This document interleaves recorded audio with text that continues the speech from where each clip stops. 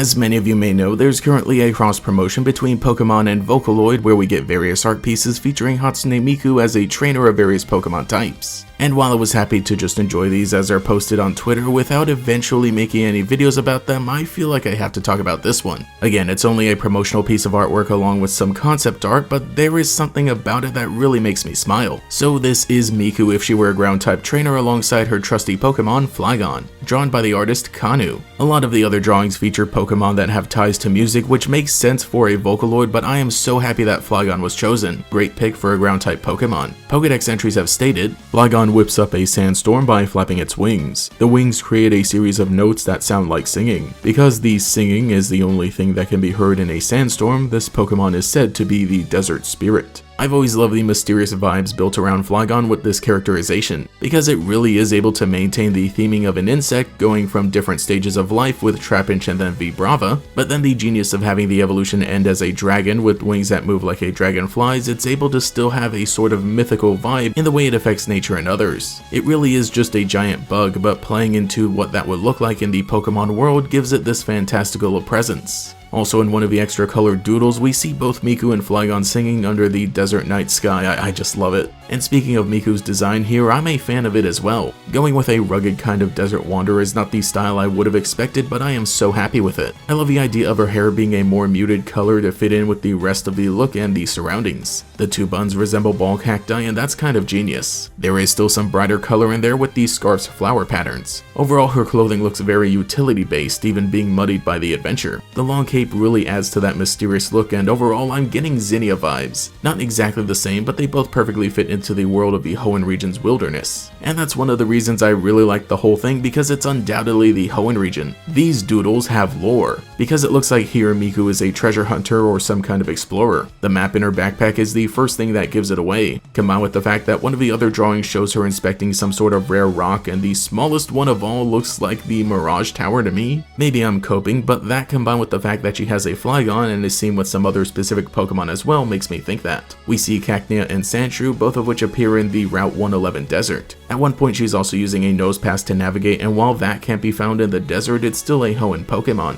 One of the other drawings shows Miku attempting to rescue someone sinking in a sand pit, which is one of the defining features of the Route 111 desert. Man, I hope that guy made it out alive. Like I said, these are all just some promotional pieces of artwork drawn by guest artists that have no real bearing on anything Pokemon does in the future, but they still had to be approved by someone important. And I've really just been captivated by this one in particular because I'm a big Generation 3 fan, and also because the intrigue established here really makes me want a full-blown story of a trainer and their Flygon exploring the desert looking for treasure, all that stuff. Maybe not specifically Miku, but somebody. Guess I'd better start working on that fanfiction. I don't anticipate making a full video about every Miku design we end up getting, or even other individual ones. Flygon has always just been a very special Pokemon to me, and the Hoenn region feels like my home, and of course I really dig this design. So I felt compelled to talk about it. But let me know what you think about this whole Project Voltage thing in the comments below. Which has been your favorite, and why is it the ground type? Anyway, I've got to be off in search of even more Pokemon treasures.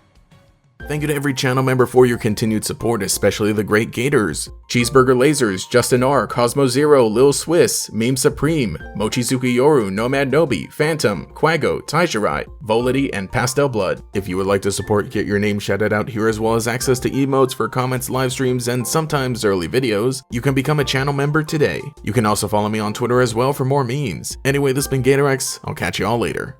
Pokemon e-trading card game EX Dragon has arrived. With 26 new Pokemon and powerful dragon attacks to take your game to the next level. Pokemon e-trading card game EX Dragon. Fire up your game.